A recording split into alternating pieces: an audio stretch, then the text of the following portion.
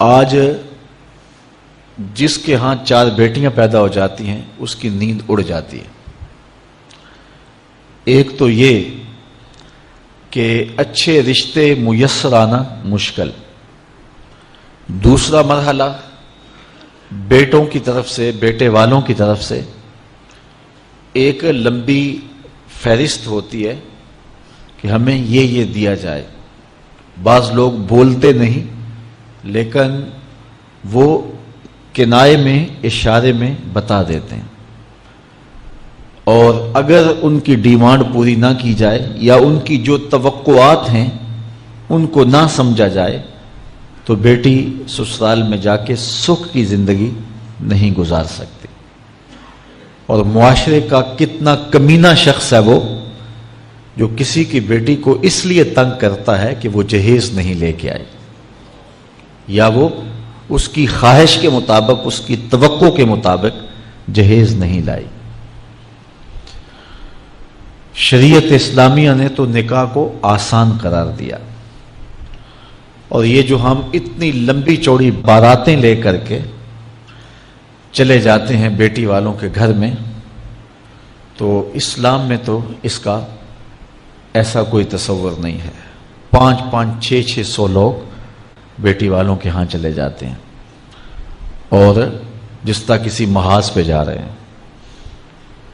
نکاح فی المساجد کا رواج اگر ڈالا جائے تو ہماری زندگیاں سوکھی ہو جاتی۔ یہ جو مروج سلسلہ ہے اس سے غریب لوگ تو پریشان ہیں ہی، امیر لوگ بھی سکھ میں نہیں ہیں۔ آج 1 کروڑ روپیہ شادی پہ خرچ آ رہا ہے، اور جس کی 4 بیٹیاں ہیں وہ ساری زندگی اسی کام میں ہی لگا رہتا ہے۔ اور غریبوں کی زندگی تو اجیرن ہے۔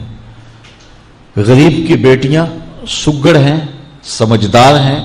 سنجیدہ و متین ہیں، پڑھی لکھی ہیں، خوبصورت ہیں، لیکن ان کے رشتے قبول اس لیے نہیں کیے جا رہے کہ ان کے پاس دینے کے لیے کچھ نہیں ہے۔ اور اب ایک سلسلہ چلا جہیز فنڈ کا اور اجتماعی شادیوں کا، تو شاید کسی کے لیے اس میں تسکین ہو، لیکن میں تو ایک مرتبہ ایسی تقریب میں گیا ہوں تو دکھی ہو کے آیا ہوں۔ ہر شخص کا اپنا مزاج ہوتا ہے، مختلف تنظیمات، مختلف لوگ غریب بچیوں کی اجتماعی شادیاں کر رہے ہیں۔ تو میں ایک تقریب میں مجھے کھینچ کے کچھ لوگ لے گئے۔ میں نے کہا مجھے تجربہ تو نہیں ہے، لیکن مجھے لگتا ہے کہ میرے لیے تکلیف کا سامان ہوگا، اور دوست جس مقصد کے لیے مجھے لے کے جا رہے ہیں تو ان کا مقصد بھی پورا نہیں ہوگا۔ ایسا ہی ہوا۔ ایک ہال میں 15 سے 20 بچیاں تھیں، اور دوسری جانب 15 سے 20 بچے تھے، اور ان کے مہمان، ان کا ہجوم تھا، اور اسٹیج کے اوپر جو کرسیاں لگی تھیں ان پر مخیر حضرات بیٹھے ہوئے تھے جنہوں نے سرمایہ لگایا اور جہیز فنڈ دیے، اور تنظیم کے لوگ آ کے اپنی کارکردگی بیان کر رہے تھے۔ تو آخر میں انہوں نے مجھے کہا کہ ہم آپ سے کچھ سننا چاہتے ہیں۔ تو میں نے بیٹھے بیٹھے کہا کہ میں دعا کر دیتا ہوں، لیکن ان کا اصرار بڑھا، تو میں نے مائک پہ آ کے کہا کہ انسان کی زندگی میں 3 موقع ہوتے ہیں جس دن وہ مہمان خصوصی ہوتا ہے، اور سب لوگوں کی نظر اسی کے چہرے پہ ہوتی ہے۔ ایک جب وہ پیدا ہوتا ہے تو کالا کلوٹا بھی ہو تو ساری بستی اس کا منہ دیکھنے آتی ہے، اور اسے بہنیں چاند کہہ کے پکارتی ہیں، چاہے اس کا رنگ گہرا سیاہ کیوں نہ ہو۔ دوسرا موقع انسان پر اس وقت آتا ہے جب وہ دولہا بنتا ہے، تو سارے لوگ اسی کو دیکھتے ہیں، اور وہ نگاہوں کا مرکز ہوتا ہے، اور چیف گیسٹ وہی ہوتا ہے۔ اور تیسرا وقت اس کے اوپر تب آتا ہے جب وہ چٹا لٹھے کا لباس پہنتا ہے، تو سارا شہر اس کا منہ دیکھنے آتا ہے۔ تو میں نے کہا ان غریب لوگوں سے آج تم نے یہ حق بھی چھین لیا۔ آج مخیر حضرات کو اوپر بٹھایا اور ان کو نیچے بٹھایا ہوا ہے، اس لیے کہ یہ غریب ہیں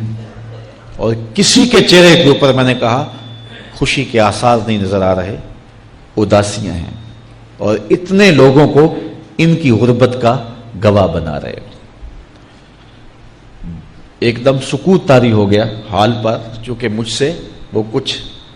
ایسی باتیں سننا چاہ رہے تھے جس سے ان کو داد ملتی۔ میں نے کہا تمہارے جذبے اپنی جگہ پہ،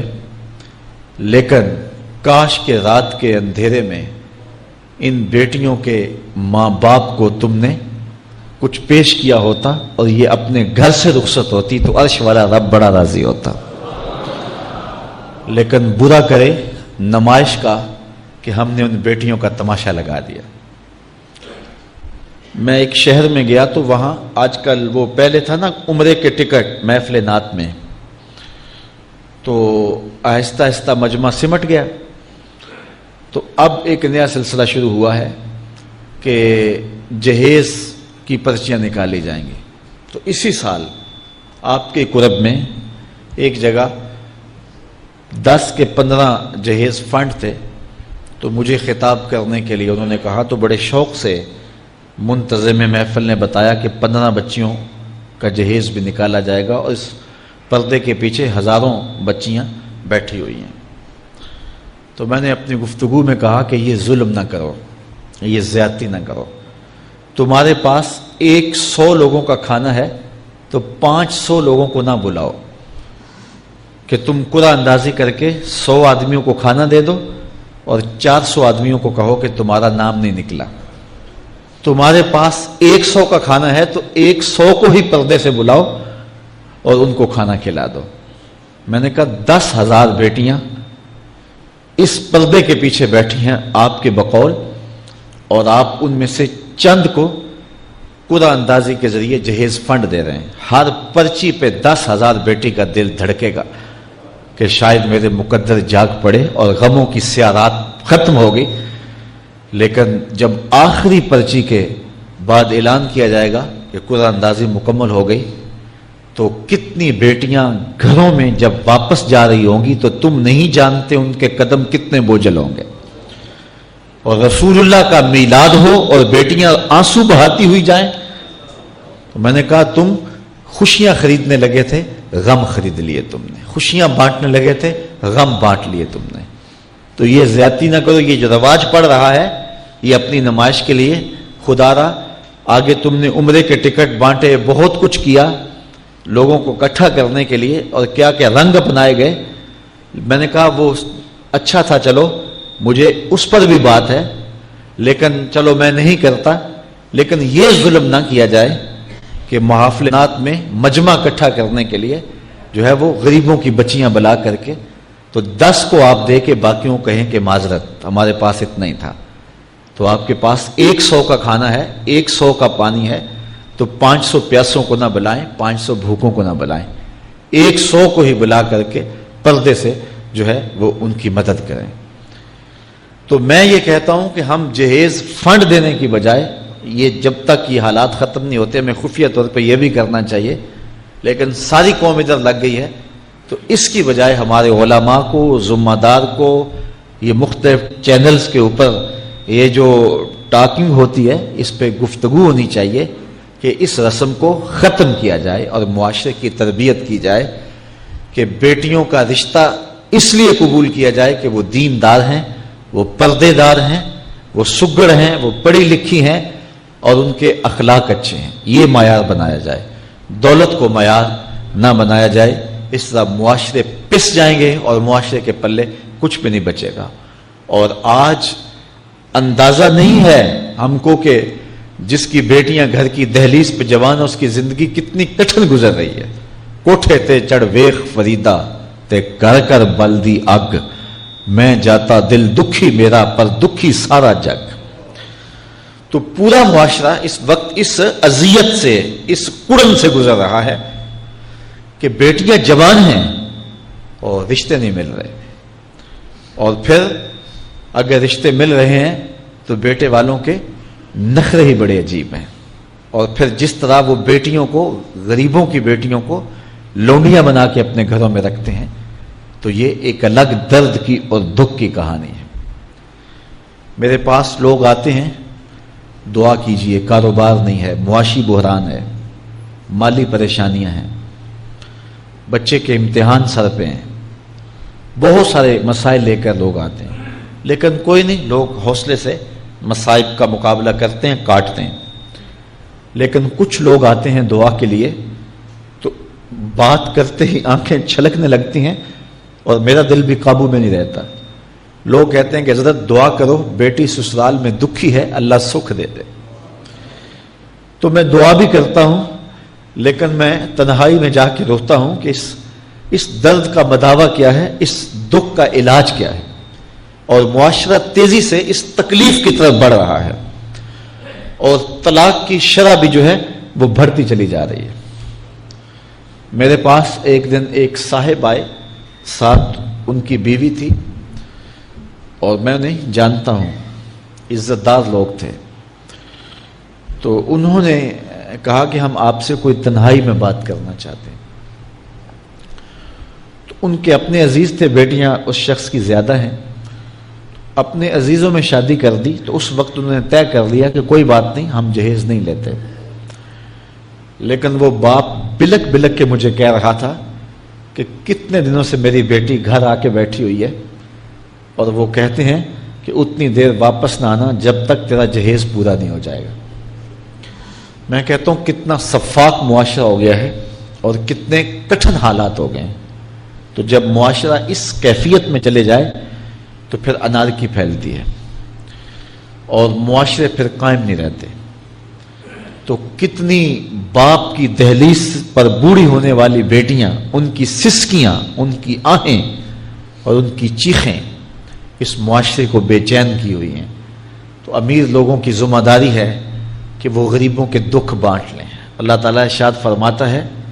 کہ فکو رقبہ او اطعام فی یوم ذی مسغبہ، کسی پھنسے ہوئے کی گردن چھڑانا یہ بڑی نیکی ہے۔ تو اس وقت غریب کی بیٹیوں کا رشتہ کوئی قبول نہیں کرتا۔ اگر کوئی نوجوان اور اگر کوئی سرمایہ دار غریبوں کی بیٹیاں قبول کر لے تو یہ اس کی مہربانی ہوگی، اور اگر یہ نہیں کر سکتا تو کم از کم ان بیٹیوں کی شادیوں کا اہتمام کیا جائے، لیکن یہ مہربانی کی جائے کہ غریبوں کی بچیوں کو نمائش گاہ میں نہ کھڑا کیا جائے اور ان کی غربت کا تماشا نہ بنایا جائے۔ رات کی تنہائی میں ان کے ماں باپ کی خدمت کی جائے تاکہ وہ اپنی بیٹیوں کو عزت سے اٹھا سکیں۔ میرے حضور نے ارشاد فرمایا وَرَجُلٌ تَصَدَّقَ بِصَدَقَةٍ فَأَخْفَاهَا حَتَّى لَا تَعْلَمَ شِمَالُهُ مَا تُنْفِقُ يَمِينُهُ، جس شخص نے تنہائی میں خیرات کی کہ دائیں ہاتھ نے جو خرچ کیا بائیں کو پتہ بھی نہ چلا، قیامت کے دن جب کوئی سایہ نہیں ہوگا اللہ اس شخص کو اپنے عرش کا ٹھنڈا سایہ عطا فرمائے۔ تو یہ جو اجتماعی شادیوں کا ماحول ہے، تو اگر اس کو ہم اس میں تبدیل کر لیں کہ غریبوں کی عزت نفس مجروح نہ ہونے پائے، تو اللہ تعالیٰ یہ توفیق نصیب فرمائے اور معاشرے کے اندر ایسے لوگ نکلیں جو معاشرے کے دکھ بانٹتے ہیں۔ اور علماء کو ممبر و محراب سے زوردار آواز اٹھانی چاہیے کہ یہ جو رسم پیدا ہو گئی ہے جہیز کی، اور اس کے بغیر بیٹیاں گھر سے رخصت نہیں ہو سکتی ہیں، تو اس کو ختم کیا جائے اور اس کے خلاف عملی جہاد کیا جائے، اور اس کے لیے امیر لوگ نمونہ بنیں۔ غریب لوگ تو نمونہ بن نہیں سکتے، مشکل ہے ان کے لیے، لیکن امیر لوگ اگر نمونہ بنیں تو وہ بن سکتے ہیں اور معاشرے کے اس ناسور کو ختم کیا جا سکتا ہے، اور غریبوں کی بیٹیاں عزت سے اپنے پیا گھر سدھار سکتی ہیں، اور ان کو جو ہے ان کے ماں باپ کو تسکین کی اور چین کی نیند آ سکتی